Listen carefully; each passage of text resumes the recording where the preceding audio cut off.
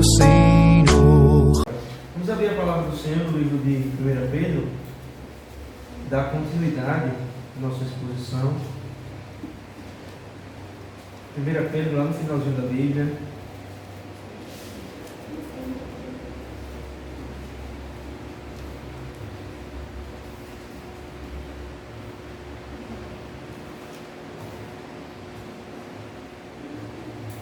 Capítulo 2.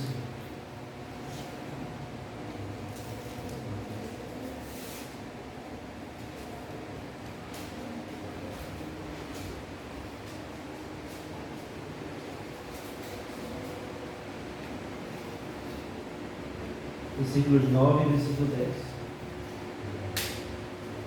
No domingo passado nós expomos os versículos 4 a 8. Dessa vez, versículo 9.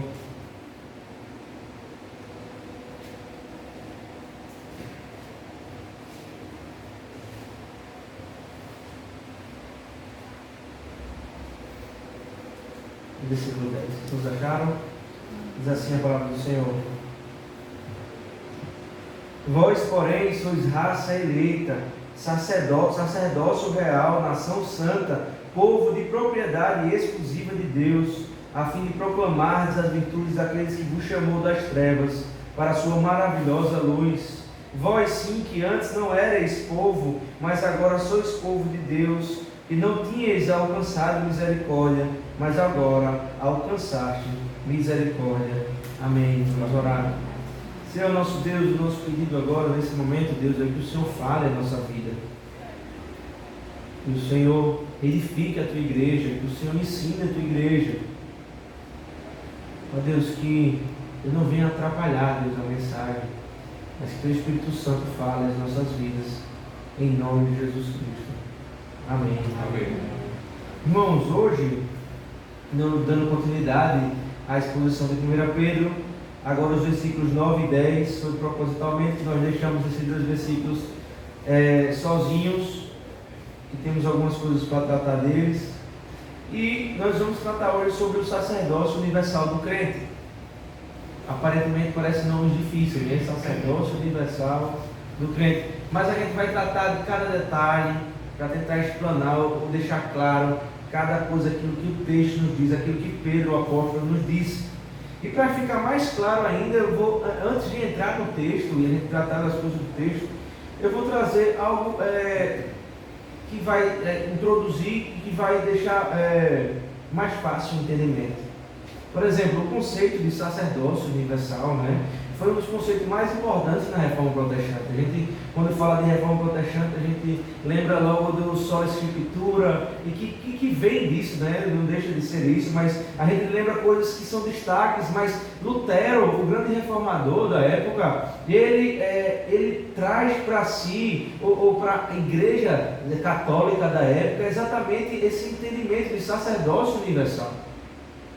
E bate de frente com a igreja católica naquela época, em 1517.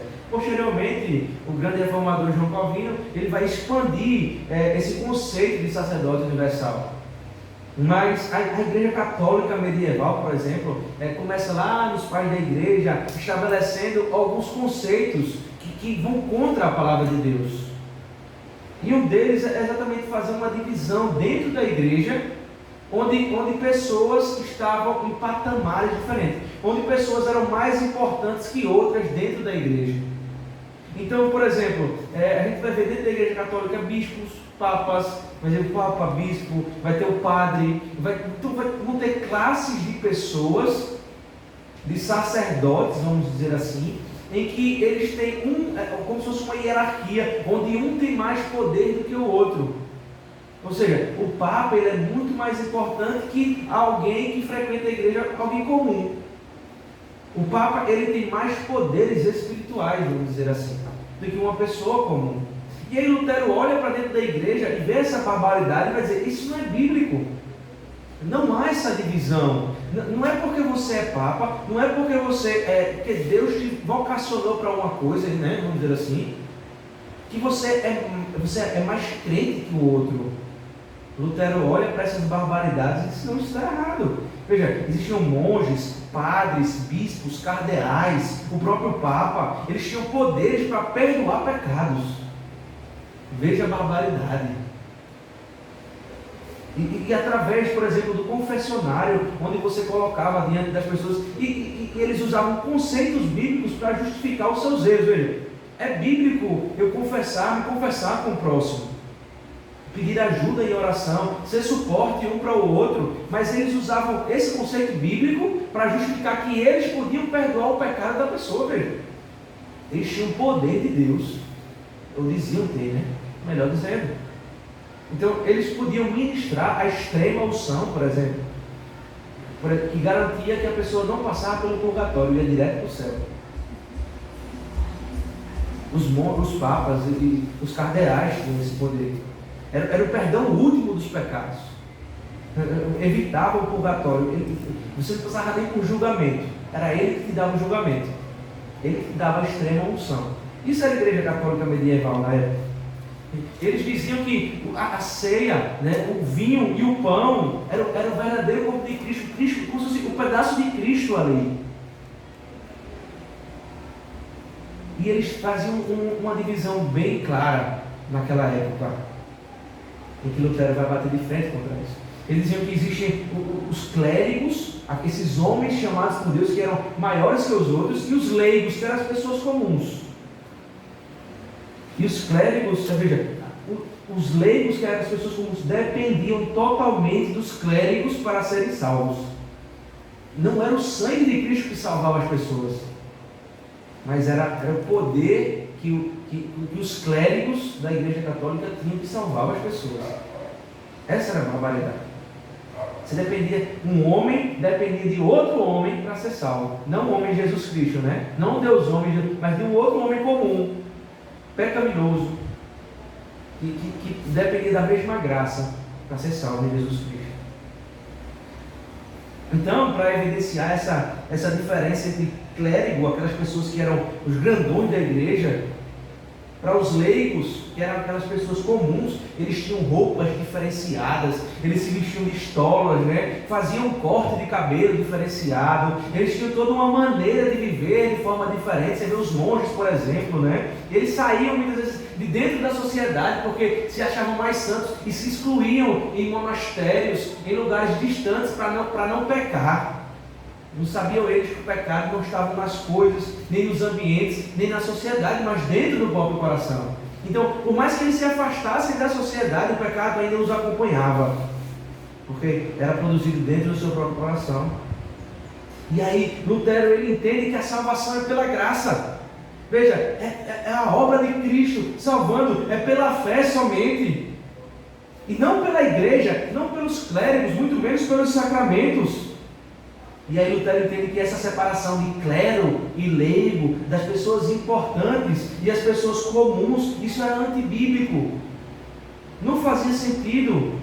Então ele chegou à conclusão, através das Escrituras, que todo cristão é um sacerdote. Por isso o nome sacerdócio universal.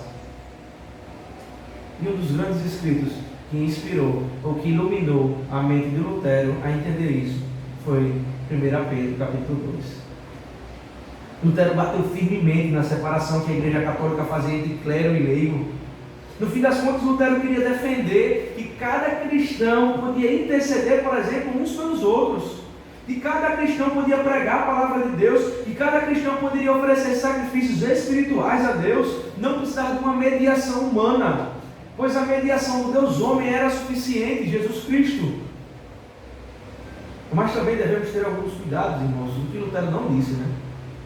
Lutero não está negando os diferentes dons da igreja. Lutero não está negando que existem pessoas chamadas para serem oficiais da igreja. Isso é claro, isso é um princípio claro. A gente vai ver no livro histórico de Atos, em que há diáconos, há presbíteros, há pessoas que regem a igreja. Isso não quer dizer que elas são melhores ou são menos pecadoras, mas que elas foram chamadas para exercer esse ofício, para trabalhar na igreja do Senhor. E aí, por exemplo, quem entendeu errado Lutero, o conceito de sacerdócio universal foi os Quakers, né? Ou Quakers. Eles saíram da sociedade e eles aboliram qualquer ministério dentro da igreja. Não há pastores, não há presbíteros, porque eles entenderam de forma errada o sacerdócio universal, a doutrina do sacerdócio universal. Aqui no Brasil nós temos, por exemplo, algo parecido à congregação cristã. Eles rejeitam o conceito de pastor. Veja, mas isso é bíblico. É uma pessoa que é tirada do meio para estudar a palavra de Deus e pregar a palavra de Deus, pastorear o rebanho de Deus. Não significa que ela é mais santa que as outras, mas simplesmente que ela foi vocacionada por Deus para fazer isso, para pastorear a igreja do Senhor. Também é abolido por Lutero a ideia que cada cristão é o seu próprio sacerdote, né? Que ele pode se perdoar. Ele tem o direito de julgar o que ele faz e dizer se é bom ou se é ruim. Pessoas entendendo errado, e aí cada um interpreta da forma que acha bom para si mesmo, né? Vai dizer, já que eu sou sacerdote de mim mesmo, então eu não preciso da Bíblia para me julgar. Eu julgo os meus próprios atos. E aí a gente vê pessoas desigrejadas hoje dizendo que não preciso para a igreja, porque eu sou o sacerdote universal. Eu não preciso de nada, nem de ninguém. Eu que digo o que é certo, o que é errado. Mas, irmãos, isso é claro, quem faz isso é a palavra de Deus. Então o que Lutero quis dizer é que todo cristão é um sacerdote uns dos outros.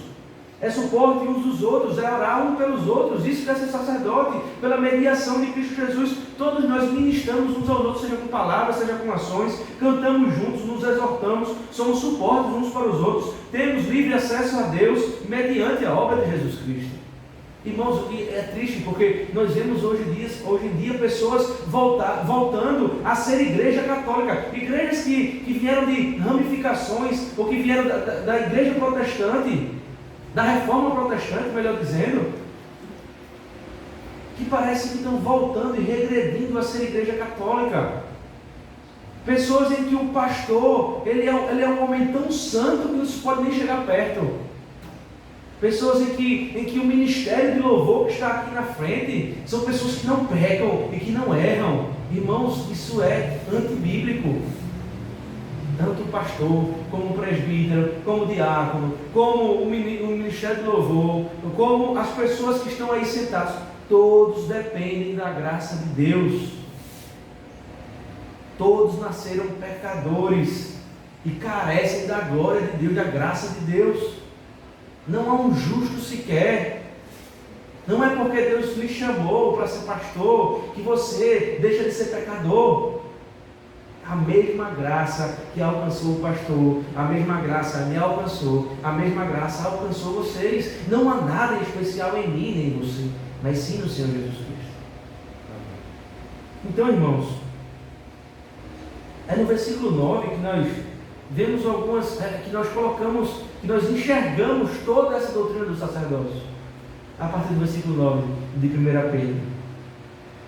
Veja comigo como é que começa. Vós, porém, sois raça eleita. Veja, Pedro começa com o vós, né, um pronome, vocês, e ele vai dizer, porém, algo que é adversativo, né, que é contrário, porque se você notar no versículo 8, Pedro está dando uma ideia daqueles que rejeitaram a palavra de Deus. Veja lá no versículo 8, pedra de tropeço e rocha de ofensa, são estes que tropeçam na palavra, sendo desobedientes para os que também foram postos. Existem aqueles que obedeceram a palavra de Deus, que tem como fundamento, que são casa espiritual de Deus, tem como fundamento a pedra angular, Jesus Cristo, é que ele vai dizer no contexto. E aqui no versículo 9 ele vai dizer, diferente desses que desobedeceram, vocês, porém, vocês são diferentes. Pedro faz um contraste. Aqueles rejeitaram a palavra de Deus, mas vocês não rejeitaram, sabe por quê? Porque vocês são raça eleita. Lembra que nós falamos de uma possível predestinação dos perdidos, né? Uma coisa mais complexa no versículo anterior, quando diz que eles foram postos, veja lá no versículo 8, para os que também foram postos, no final do versículo 8, a desobedecerem a palavra de Deus. Aqui Pedro está falando da predestinação para a vida eterna. Todo aquele que foi predestinado para a vida eterna foi eleito pelo próprio Deus, e foram eleitos como raça eleita do Senhor. Veja, você é diferente daqueles que rejeitaram, não porque você é especial, mas porque você é uma raça que foi eleita, não porque você quis, mas porque o Senhor lhe elegeu. Por isso que vocês são raça eleita. Não tem como nós sairmos por aqui batendo no nosso peito e dizendo nós somos melhores que esses vizinhos que não conhecem o Senhor, porque eu sou raça eleita do Senhor. Não, irmão. Se não fosse a graça de Deus, estaríamos como eles. Se não fosse a graça de Deus, estaríamos largados nos vícios, nas mazelas do pecado, estaríamos deitados no caixão do pecado, estaríamos mortos, andando como pessoas mortas, zumbis pelo pecado. Pedro, ele sempre traz à memória dos ouvintes expressões usadas no Antigo Testamento. A gente vem falando isso na primeira carta de Pedro.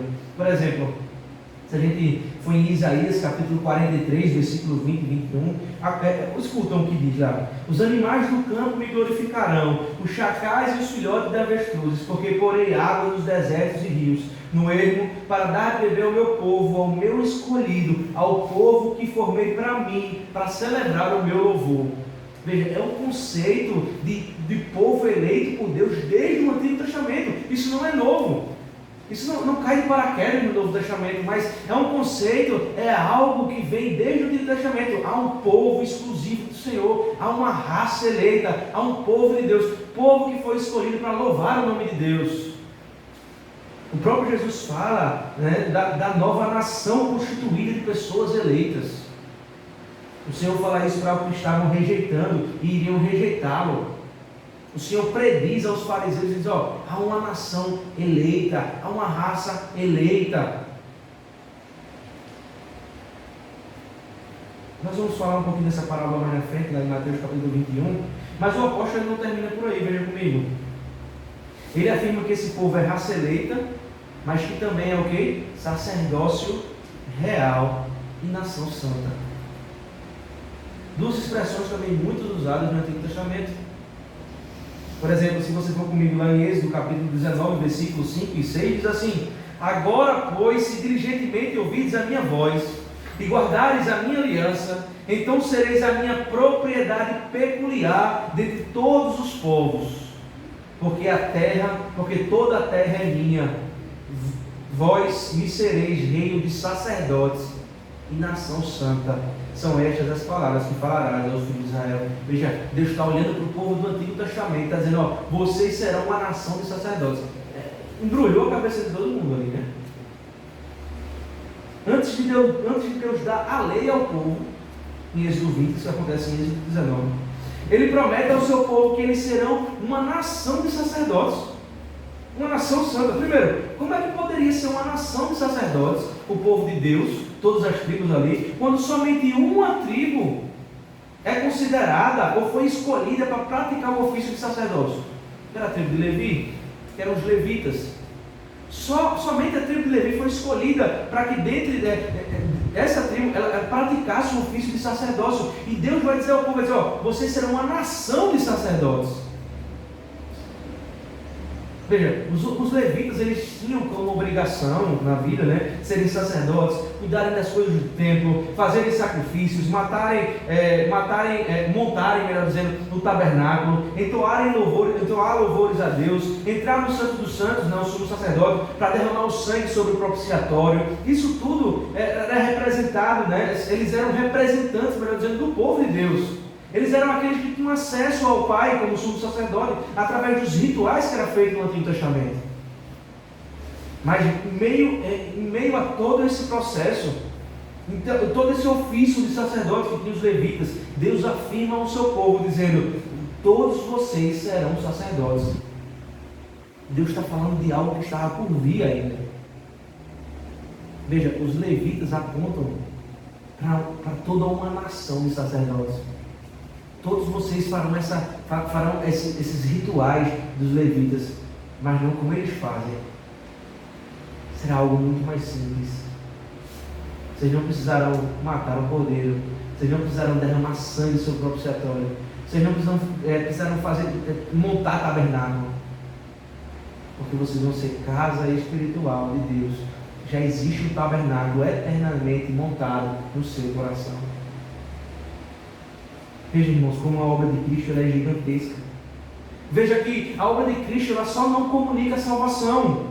Não é somente salvação que a obra de Cristo comunica ao pecador, mas a obra de Cristo é bênção sem medida sobre a raça eleita de Deus. Como eles seriam sacerdotes tendo uma tribo destinada para isso? Não faz sentido, ou aparentemente não faz sentido. Como seria uma nação santa, sendo ainda uma nação cheia de pecadores? A resposta está na obra de Jesus Cristo, a sua morte e a sua ressurreição. A morte de Jesus Cristo e a sua ressurreição não só trouxe salvação ao perdido, como santificou os eleitos e os tornou sacerdotes para sempre. Sacerdotes um dos outros. Os eleitos não somente são sacerdotes como os levitas, mas há uma diferença que Pedro vai destacar aqui. Aos levitas eram chamados de sacerdotes. Ao povo de Deus, depois de Cristo, eles são chamados de sacerdócio real. Há uma grande diferença. Veja, nós não somos da ordem dos levitas, nós não somos descendentes de Levi, nós não somos descendentes do levita, nós não precisamos praticar todos os rituais que os levitas praticavam no Antigo Testamento, mas nós somos da casta ou da ordem do rei. Nós somos sacerdócio real, somos da ordem do Rei dos Reis, somos sacerdote do Senhor dos Senhores. Apocalipse capítulo 5, versículo 10 vai dizer: e para o nosso Deus o constituísse rei e sacerdote, e reinarão sobre a terra. Veja, tudo que Pedro havia falado anteriormente, os versículos 4 a 8, dizendo que somos casa de Deus, casa do Espírito, que o Espírito habita em nós, que o fundamento dessa casa é o próprio Jesus Cristo, é a palavra de Deus, é a pedra fundamental. Estamos alicerçados na palavra de Deus. Isso tudo foi dito antes, para chegar à conclusão, ou para explicar aquilo que Pedro haveria de falar ainda, que é o que nós estamos falando, a conclusão que somos raça eleita, sacerdócio real e nação santa. Mas não só isso, irmãos, propriedade exclusiva de Deus. O que é que isso implica, né? Lembrando que tudo isso só é possível por meio da obra magnífica de Cristo nas nossas vidas. Não só comunica a salvação. Certo que a maior obra que mais comunica é a salvação. Mas tem muita coisa além disso. É uma nação santa. É um povo, é uma propriedade exclusiva de Deus. E a propriedade exclusiva de Deus aqui, irmãos, nos traz uma ideia que, além de não servirmos a outros deuses, nós somos exclusivos de Deus. Há uma exclusividade, os mandamentos são exclusivos. O mandamento moral, os 10 mandamentos, a lei moral de Deus, fala de exclusividade, não ter outros deuses, não fará imagem e escultura. Veja, ter um dia para o Senhor, não adulterará, exclusividade. Somente podemos adorar o Deus de Israel, o Deus único e verdadeiro. Mas a propriedade exclusiva de Deus não só fala essa ideia de não servirmos a outro Deus, como jamais o Senhor nos lançará fora ou deixará que nos desviemos dele eternamente. Veja, é um seguro que Deus nos dá. Vocês são raça eleita, mas vocês são propriedade exclusiva. E aquilo que é propriedade de Deus, Deus jamais lançará fora. O autor de Hebreus, no capítulo 10, ele usa a mesma expressão no original para falar da garantia da salvação. Além de sermos sacerdócio real, jamais deixaremos o nosso Deus, não pela nossa fé, própria fé, não pela nossa força, própria força, mas pela fé que o Senhor nos dá e pela força do Senhor Jesus Cristo. Nós jamais nos desviaremos dele eternamente. É pelo poder de Deus, não pela nossa força. Veja, aquilo que Deus comprou com alto preço, o sangue do seu Filho, é irrevogável. Jamais ele venderá jamais Ele deixará passar. Nós somos propriedade exclusiva de Deus. Irmãos, eu não quero dizer com isso que pessoas... O que eu quero dizer com isso é que uma vez salvo, é salvo para sempre. Você não pode perder a sua salvação, porque não depende de você em momento nenhum, muito menos manter a salvação, mas do próprio Deus, e por isso não me perdendo. Eu não quero dizer com isso que você não possa passar um tempo fora da igreja, fora da comunhão dos santos, fora da comunhão com Deus. Se bem que nesse tempo que você passar fora da igreja, você vai perder todas as bênçãos que você teria dentro da comunhão de Deus, da comunhão dos santos. Mas aquele que é salvo, aquele que o Espírito Santo habita no seu coração, mais cedo ou mais tarde, voltará como pródigo ao Senhor. Porque Ele conhece todas as suas ovelhas, e nenhuma jamais será arrebatada de sua mão. Agora, tudo isso tem uma finalidade. Nós somos raça eleita, sacerdócio real, nação santa, povo de propriedade exclusiva de Deus. Mas para quê? É só voltarmos nossos olhos para o texto. Veja lá. Até que diz a continuação do texto, no capítulo 2. A fim de proclamardes as virtudes daqueles que vos chamou das trevas para a sua maravilhosa luz. O Senhor nos concedeu tudo isso. Por causa de tudo isso, devemos ser testemunhas do nosso Salvador. Por isso que quando eu olho para essa igreja, eu vislumbro um monte de gente. Não porque eu quero uma igreja de quantidade, mas eu quero pessoas perdidas que encontraram o caminho através da igreja de Jesus. Esse é o motivo de sermos tudo isso. Não pela nossa sabedoria, não pela nossa força, mas pelo que Deus fez por nós. Irmãos, o fim de sermos tudo isso é proclamar para os perdidos, é falar aos perdidos dessa maravilhosa família. Como o próprio apóstolo Paulo vai dizer, veja, dessa planta que vai ser enxertada por pessoas que antes eram perdidos, como nós lemos na liturgia. É falar da adoção de filhos, como os filhos pródigos. É falar que você estava perdido, seu pecado, o seu delito, você estava morto, mas há um Deus que pode te tirar dessas trevas. Há um Deus que é luz. Há um Deus que pode te adotar como filho. É testemunhar o amor de Deus para essas pessoas que não o conhecem. É falar que Deus enviou o seu filho para a cruz. É falar que há um Deus que se relaciona com o seu povo. Há um Deus que ama o seu povo. É apresentar Jesus como o único e suficiente Salvador de todo aquele que crê. Veja, e a palavra virtude no texto, lá no versículo 9, veja, proclamar as virtudes, ela nos dá uma ideia não só de proclamar o que Deus é, mas o que Deus fez e fará. Não é só proclamar os atributos de Deus, mas também não só compreender o caráter de Deus, mas as ações de Deus. É testemunhar. Veja, a mulher samaritana ela faz isso, né? O Senhor evangeliza a vida dela, o Senhor Jesus Cristo, o maior evangelizador de todos os tempos. E ela corre para a cidade para testemunhar que o Messias chegou. E ela traz toda a cidade para conhecer o Messias. Venham conhecer aquele que foi prometido no Antigo Testamento. Venham conhecer o Salvador, Jesus Cristo, o Filho de Deus. É testemunhar do que Deus é e da sua obra. Então, devemos proclamar essas virtudes, pois Ele nos chamou das trevas para a sua maravilhosa luz. Eu lembro do Salmo 40, irmão, no versículo 2, que diz: tirou-me, esse versículo é intenso, irmãos, tirou-me de um poço de perdição, de um tremedal de lama, e colocou meus pés sobre uma rocha, e me firmou os passos. Salmo 40, versículo 2. Mas no versículo 10, irmãos, já chegando perto do fim, para que o ego do povo não se inflasse tanto, né? Porque veja, você está dizendo para um povo que eles são raça eleita, que eles agora todos são sacerdotes, que eles são propriedade exclusiva de Deus.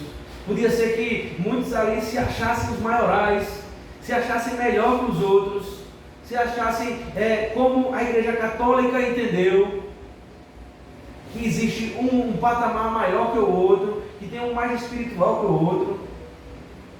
E aí Pedro, no versículo 10, diz assim: vós, sim, que antes não erais povo. Não erais povo.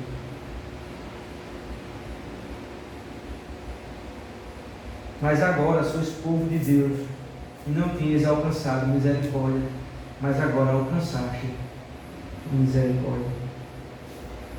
Veja, irmãos.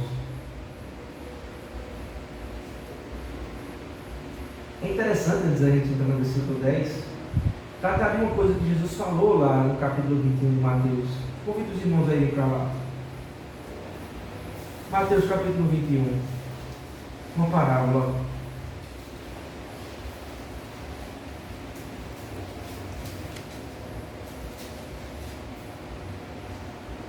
Dos lavradores maus. Versículo 33 ao 45.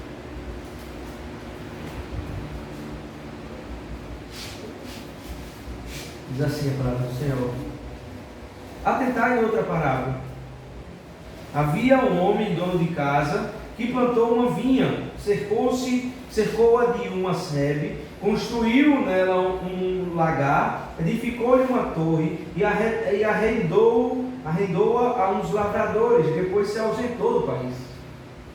Ao tempo da colheita, ele enviou seus servos aos lavradores para receber os frutos que lhe tocavam. Os lavradores, agarrando os servos, espancaram um e mataram o outro, e a outro apedrejaram. Enviou ainda outros servos em maior número, e trataram-o da mesma sorte. E por último, enviou-lhes o seu próprio filho, dizendo: a meu filho respeitarão. Mas os lavradores, vendo o filho, disseram entre si: este é o herdeiro, ora, vamos, matemo-lo e apoderemo-nos da sua herança. E agarrando-o, lançaram-no fora da vinha e o mataram. Quando, pois, vier o senhor da vinha, que fará aqueles lavradores? Respondeu-lhe: fará perecer horrivelmente a estes malvados, e arrendará a vinha a outros lavradores que lhe remetem os frutos dos seus devidos tempos. Perguntou-lhe Jesus: nunca lestes nas Escrituras? E aí ele cita o que Pedro vai falar, né? Na verdade, Pedro cita o que Jesus falou: a pedra que os construtores rejeitavam, essa veio a ser a pedra principal, angular. Isso procede do Senhor e é maravilhoso aos nossos olhos. Portanto, vos digo que o reino de Deus vos será tirado e será entregue a um povo que lhe produz os respectivos frutos. Todo que cair sobre esta pedra ficará em pedaços, e aquele sobre quem ela cair ficará reduzido ao pó. Os principais sacerdotes e os fariseus, ouvindo estas parábolas, entenderam que era a respeito dele que Jesus falava, e conquanto buscavam, prenderam, temeram as multidões, porque estas os consideravam como profeta. Jesus ele traz uma parábola muito didática aqui ao povo, né? Só tinha um dono de uma vinha que alugou a vinha. Quando chegou na hora do pagamento, o dono da vinha saiu do país. Quando chegou na hora do pagamento, o dono da vinha mandou um representante dele, só vai lá receber. Os homens que arrendaram a vinha mataram aqueles homens. Depois eles mandaram mais, depois o dono da vinha mandou mais homens para receber. Eles mataram aqueles homens. E por último, o dono da vinha mandou o seu filho, porque não é possível que eles matariam o meu filho. E assim fizeram, mataram o filho. Na hora os fariseus entenderam o que Jesus queria falar. Essa parábola era para que eles entendessem. Eles rejeitaram a pedra angular, diz o próprio Senhor Jesus Cristo. Aquilo que era a base, aquilo que era a base para a vida deles, aquilo que fundamentava a vida deles, o Senhor Jesus Cristo, e aqui a palavra de Deus que Cristo verbalizado, aquilo que fundamentava, eles rejeitaram. E eu pergunto, irmãos, quantos de vocês ou quantos de nós temos rejeitado o próprio Cristo e a sua palavra, a palavra de Deus? O quanto de vocês, por entenderem o sacerdócio real de forma certa, mas na prática de forma errada, têm rejeitado Jesus Cristo? quanto de vocês têm deixado de vir à igreja porque acham que podem cultuar a Deus em casa, assim rejeitando a sua palavra e o próprio Cristo? O quanto de vocês têm arrumado diversas desculpas para pecar, justificando seus pecados, rejeitando assim o alicerce das suas vidas, que é a palavra de Deus do Senhor Jesus Cristo? Por isso que o apóstolo Pedro, no capítulo 2, voltando ao nosso texto, ele vai dizer: vocês lembram o que vocês eram, irmãos? Lembram o que vocês eram? Vocês sim que antes erais povos, que não erais povos de Deus. Vocês não eram nada. Vocês estavam perdidos. Agora sois povo de Deus, que antes não tinha alcançado misericórdia, mas agora alcançastes misericórdia. Não há nada em nós, irmãos. Não há nada que nós fazemos, mas é aquilo que Cristo fez e faz nas nossas vidas.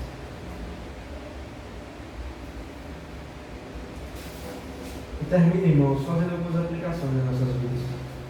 Primeiro que nós somos casa de Deus. A gente viu isso no sermão passado.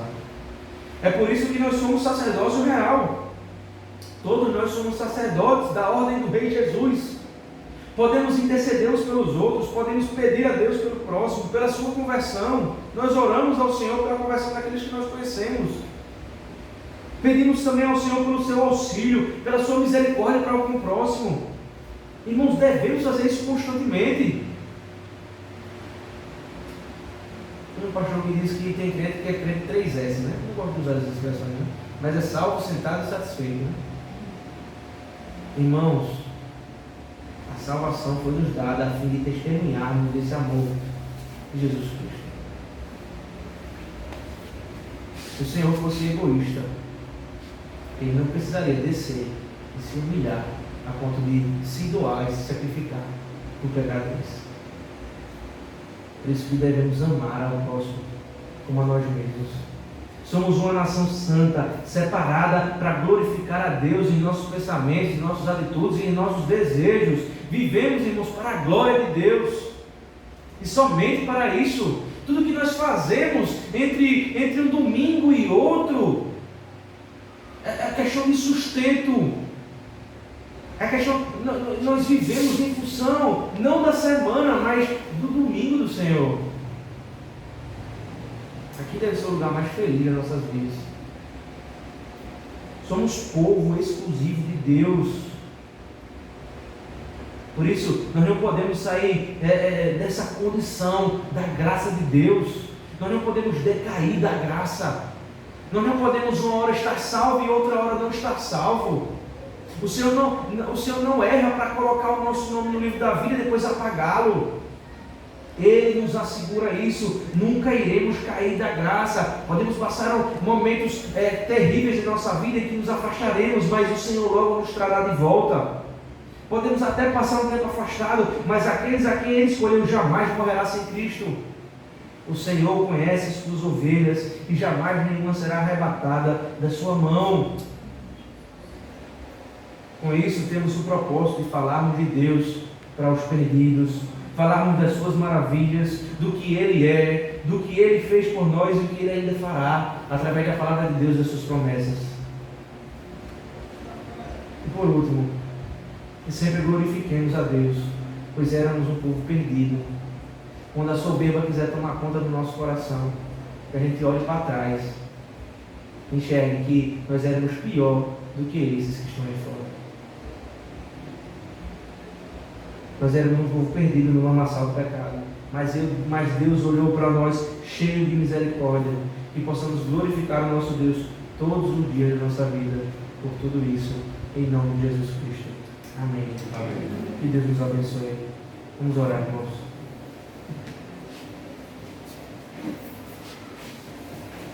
Senhor nosso Deus, nós louvamos ao Senhor pela Tua palavra, Deus. Tudo aquilo que foi dito, que foi falado, expressado, ensinado, Deus, porque o Senhor tem sido bondoso conosco, o Senhor tem pregado a Tua palavra, Deus, através das pessoas que estão aqui à frente. Deus, muito obrigado por isso. Muito obrigado por essa igreja, Deus, igreja do Senhor aqui em Marechal Deodoro.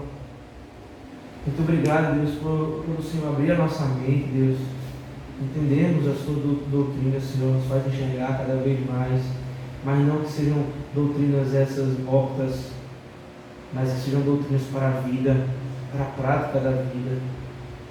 Possamos entender que nós somos sacerdócio real da ordem do Senhor Jesus Cristo, esse é aquele que nos deu livre acesso ao Senhor para orarmos ao Senhor e colocar diante do Senhor todas as nossas angústias, enfermidades, calamidades, tudo aquilo que atormenta o nosso coração. Nós temos livre acesso para falar com o Senhor, que possamos usar dessas ferramentas, dessa arma que o Senhor nos dá, que é a oração. Muito obrigado pela morte e ressurreição do Teu Filho Jesus Cristo. Muito obrigado porque nós somos raça eleita, somos propriedade exclusiva do Senhor. Muito obrigado por nos assegurar a salvação em Cristo Jesus, Pai.